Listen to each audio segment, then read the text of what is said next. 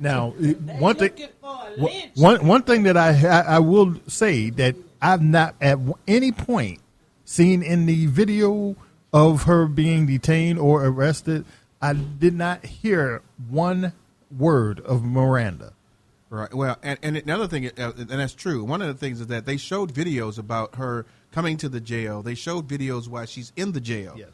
They showed videos of her going from sitting down to go to her cell. The intake. But they don't show any videos at all about her in the jail cell or her actually being hung or video. I mean, if you find somebody being hung in a jail cell, the first thing you want to do is show a video like this is what happened. I want to see the bag.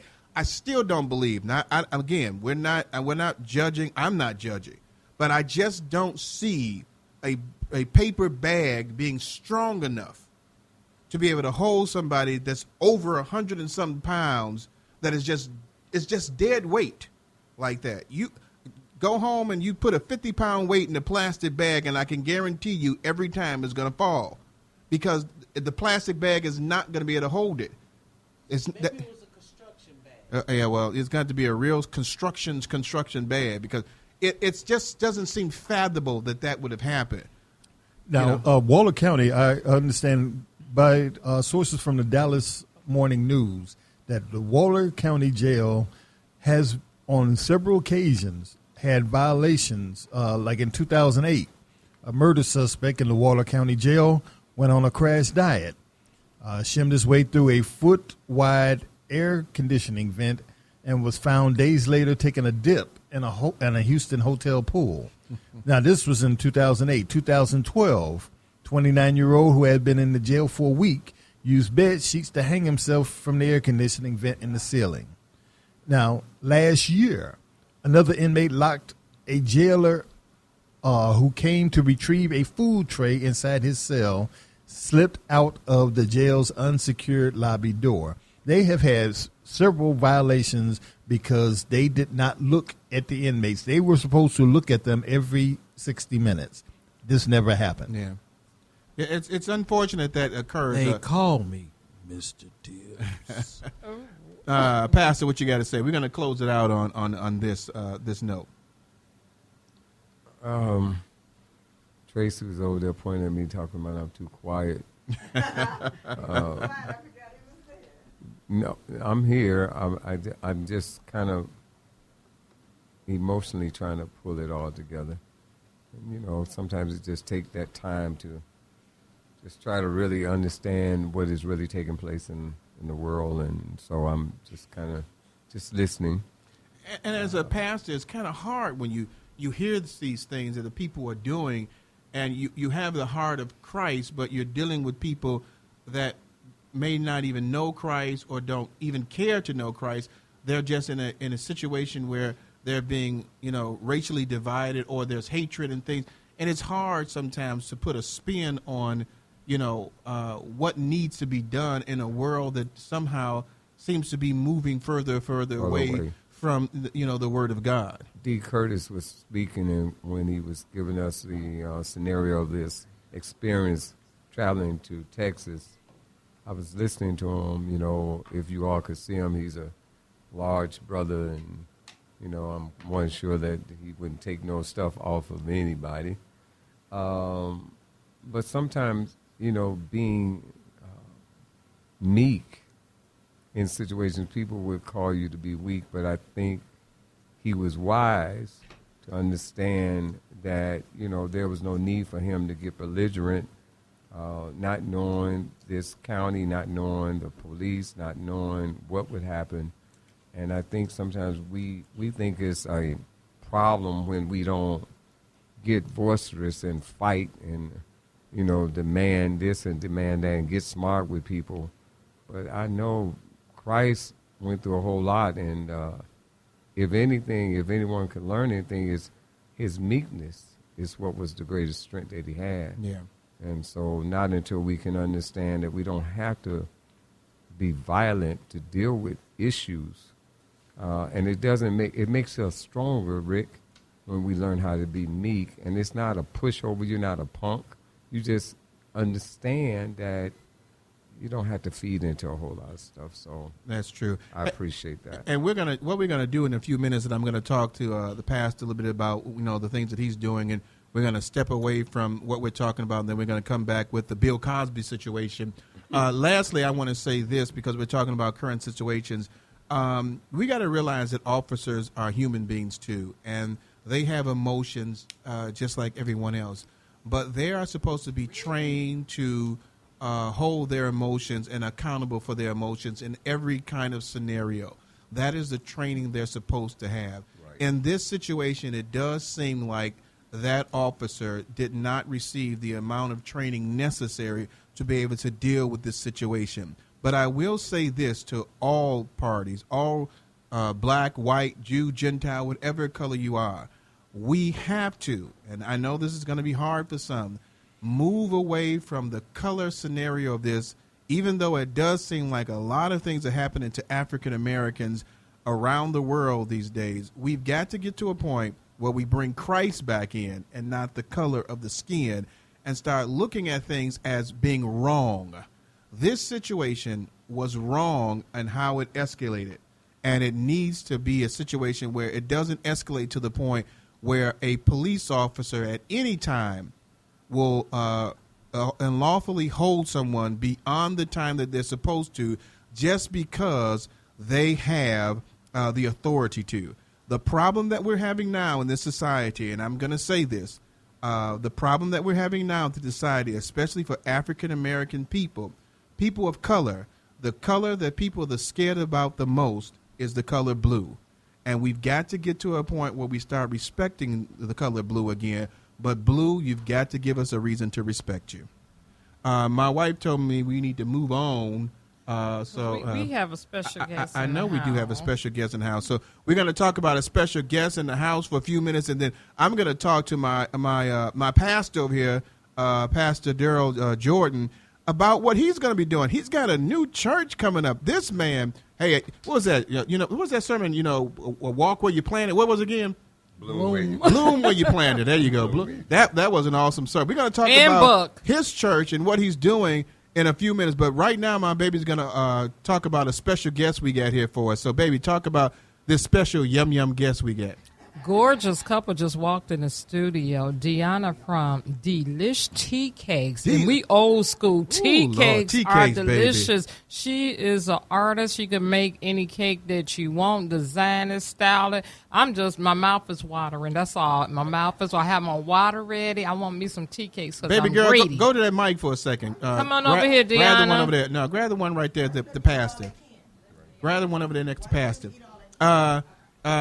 She's got these. Let me tell you something. I'm just going to throw them out saying, I thought tea cakes were for old people.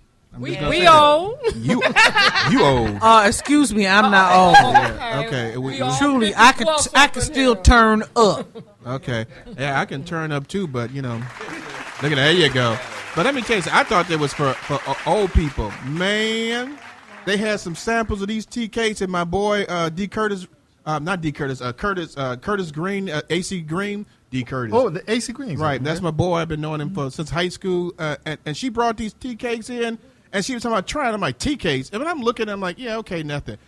Man, I ate one, I ate two, I ate 12, and they were still giving me some. You now, had 15. Yeah, probably. And they were delicious. So tell us a little bit about, how did you get started in this? And tell these things are delicious. Talk a little bit about what you're doing with Delish. Well, for now, I went to the Illinois Institute of Art downtown, and I actually went for culinary. And then the first semester, I actually had to take an intro to baking class, and that ended up being my favorite class. And so I kind of started thinking like, oh, did I go to school for the wrong thing? Because I just loved the baking aspect of it, and I kind of swayed away from the savory part a little bit. And so because of financial reasons, actually, I had to end up not attending. But I said, even though I can't pay for it, I'm going to teach myself. Amen. And so that's what I did. And so I've been practicing. Okay, I'm going to stop you. Wait a minute. You were going to school to learn something. Right. Then you couldn't afford it. And then you taught yourself. And they still that good? Yes. I mean, so maybe Well, you actually, need, this maybe, recipe maybe is not you, mine. But as I Remember said, that maybe you need to teach the school then, because I'm Right. like the cakes and stuff that you have are just off the chain. Yeah. I mean, they are just so Thank the you. creativeness that you have. I mean, they're just so real looking. You've got to go. What is that website? Tell them what the website is. Right? You all can follow me on Instagram. It's at Delish Desserts, DLISHDESSERTS. I spelled that right. You would know. Right. But you can follow me at Delish Desserts. My whole portfolio is on there. I do basic cakes, the lemon, German chocolate, red velvet.